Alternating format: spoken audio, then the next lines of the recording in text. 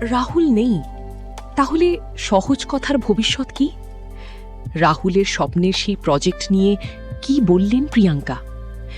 যখন হাতে কাজ ছিল না, তখন নিজের পথ নিজেই তৈরি করেছিলেন রাহুল অরুণোদয় ব্যানার্জি।